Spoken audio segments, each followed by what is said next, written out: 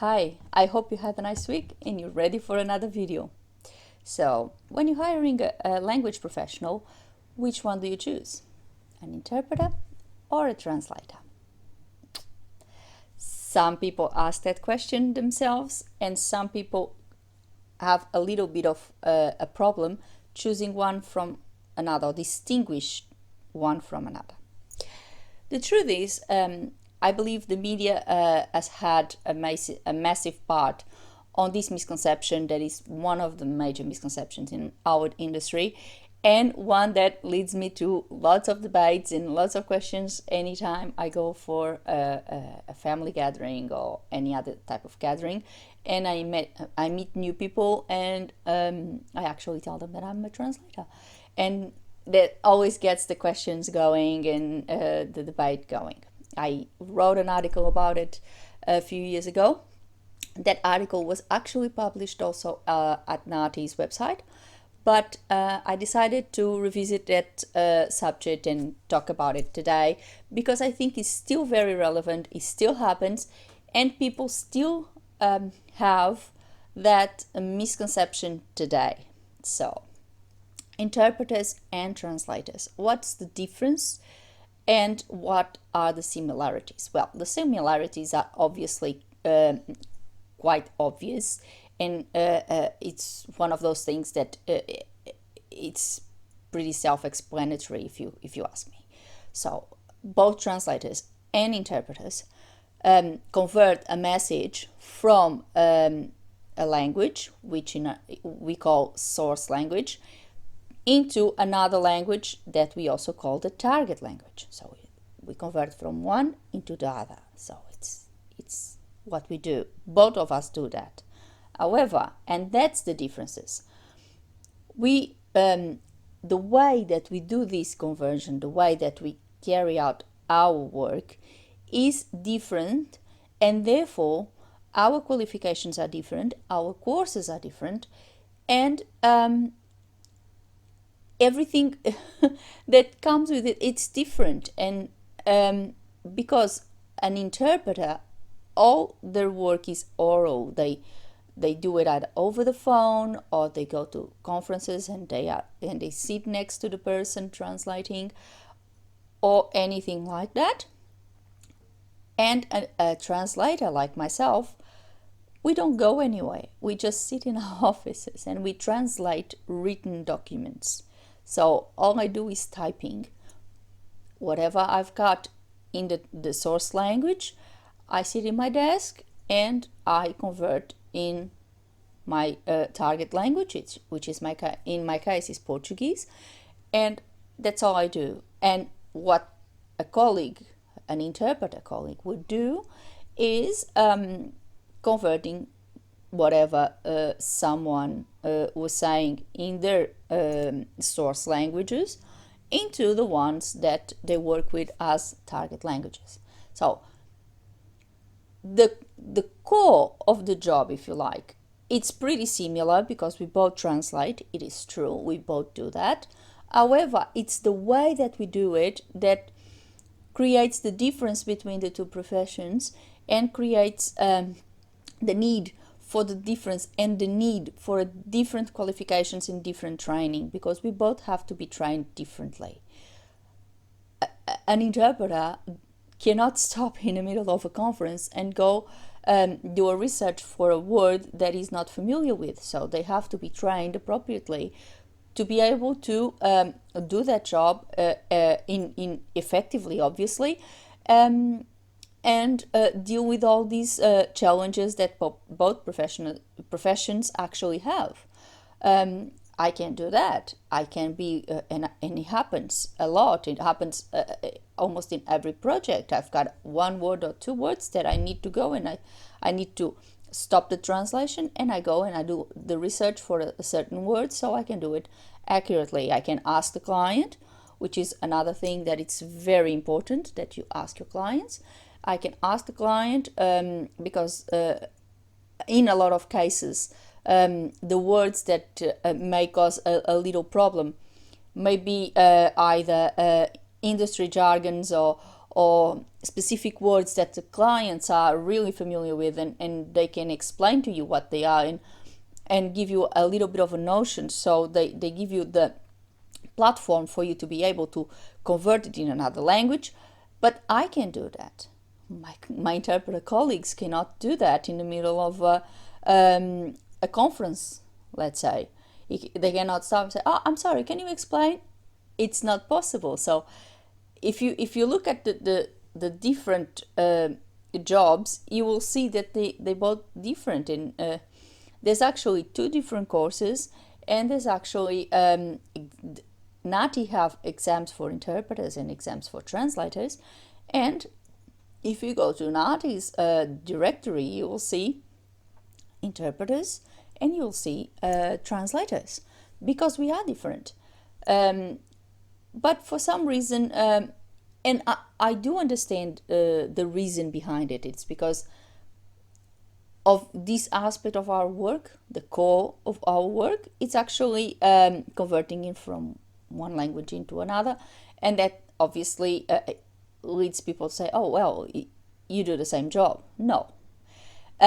It's similar, yes, but not the same job. And it's important that clients and the public in general understands these differences, so they are much better equipped to know exactly what they're looking for when they're looking for a language professional.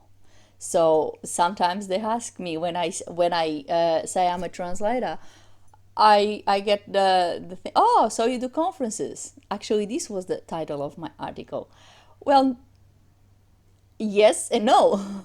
If you have any documents for a certain conference that you need translated, like leaflets or any other support documents that you need translated into Portuguese, for example, which is the languages I work with, of course I can do that.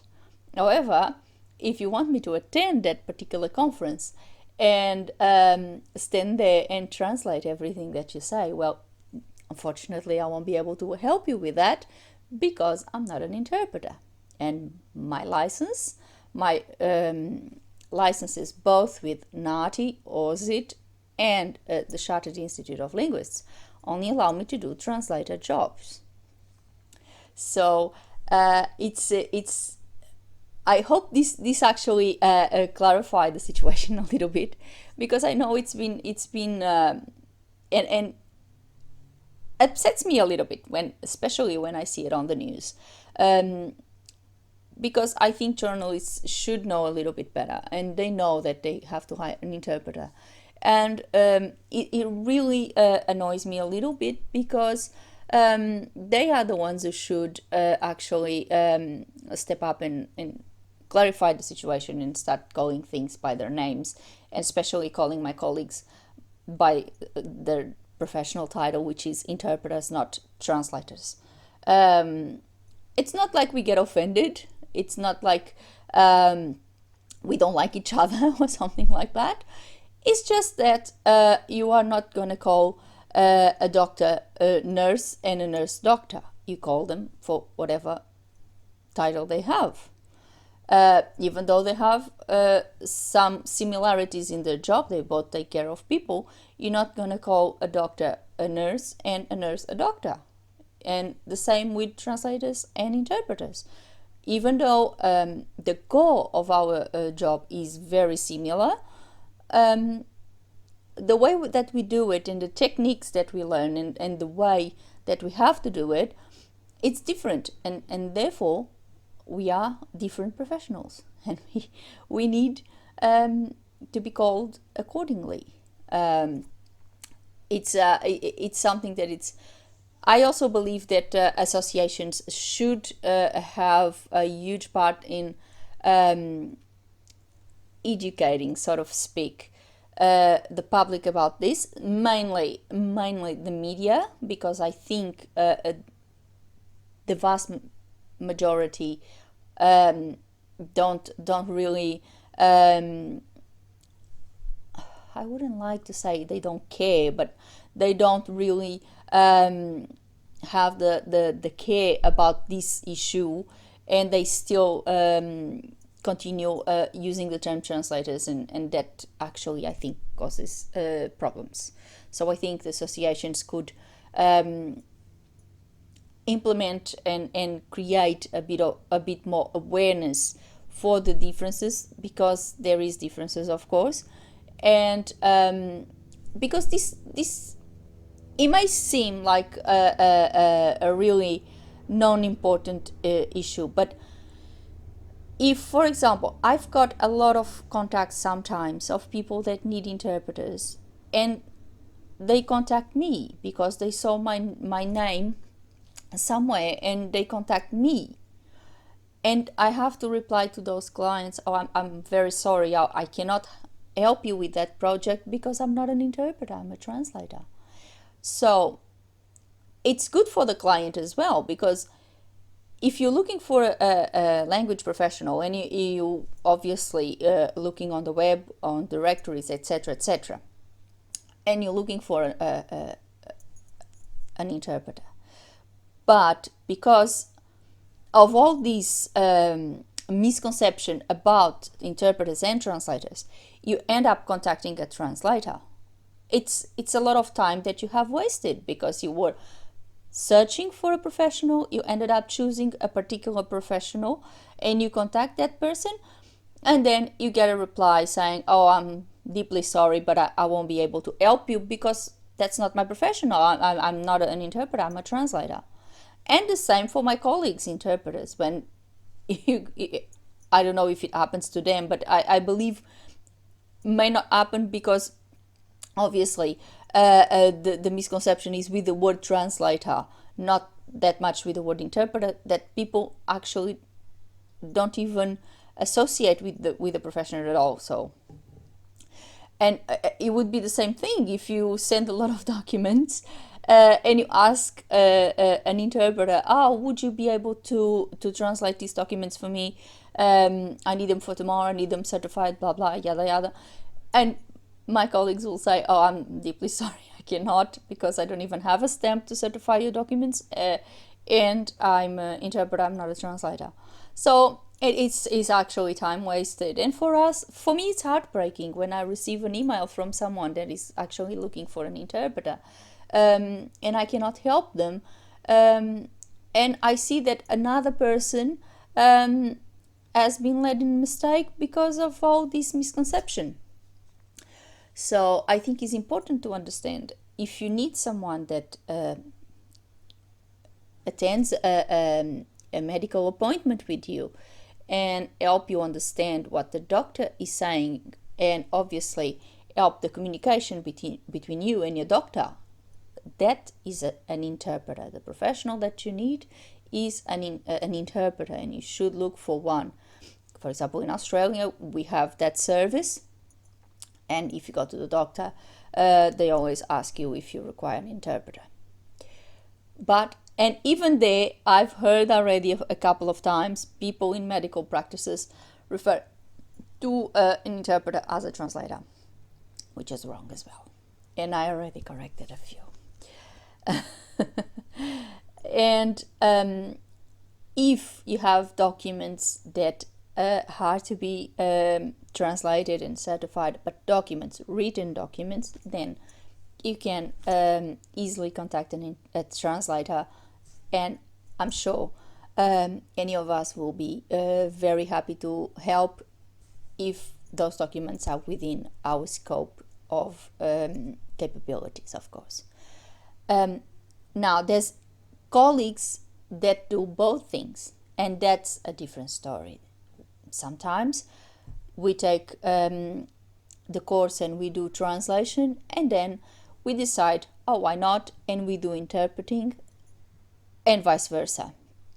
And if you go to NAATI's directory, for example, you will find a lot of colleagues that have actually both qualifications, and they are certified translators and they are certified interpreters. And that's fine, and in that particular case, you can contact them for whatever you need, because they will be able to help you if whatever service you need is within the scope of capabilities. But if you only need one thing, and if the translator only does in um, one profession, then unfortunately you have to ascertain what do you need and what does that professional do. So I decided to talk about this today because I think it's still a little bit of a misconception over there about what is an interpreter and what is a translator. And I really would like to create awareness about this and let people know that even though we are very similar, we are also a world apart. Their work and our work is different, both complex, both amazing jobs. We learn a lot in our profession because obviously we deal with different things. Every project has its own specificities, and it's very, very different, and we learn. However, the way we conduct our work and we carry out the work we do, it's different, and therefore we have different professions.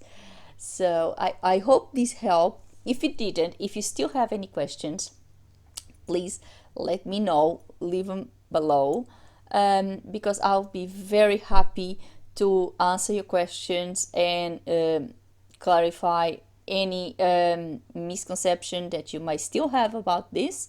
If you like the channel, please subscribe. Give me your opinions. Have you have an experience of contacting a translator, and what you needed in fact was an interpreter, and the translator had to answer you, "I'm sorry, I cannot do that job for you"? Have you ever had a good experience that actually you contacted and you were on the right place, and you do understand the differences? Or have you ever been in a place where you saw someone referring to an interpreter as a translator and you saw, no, that person is wrong? Let us know. Share with us. Let's start a conversation. I hope you like this video. I hope you have a wonderful week. Please stay safe. Please stay home. Wash your hands. And see you next week. Bye. Thank you.